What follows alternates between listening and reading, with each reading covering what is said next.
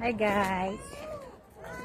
Lahat ng pinuntahan namin nakabook na kami. Bago kami pumunta dito sa Alberta, nakabook na lahat ng pupuntahan namin.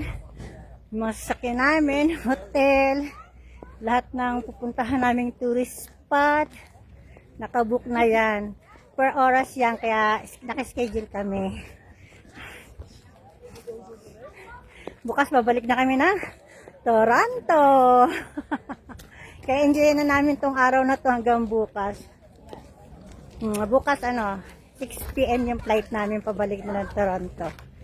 Pero gagala pa rin kami sa umaga.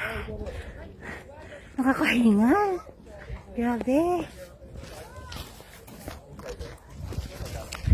Sobrang hingal ko. Sa Toronto, hindi ako pinagpapawisan dito. Kahit malamig, pawis na pawis ako. Sa Pilipinas, naghahanap ako ng lamig. Pag dito naman, gusto ko ng mainit.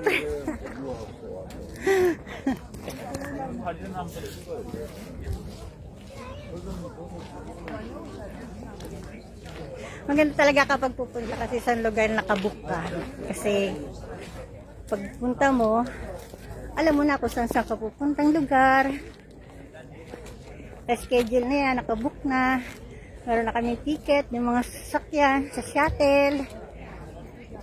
Kaya di kami nagdala ng sasakyan dito.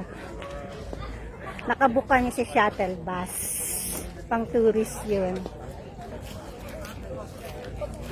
I love her!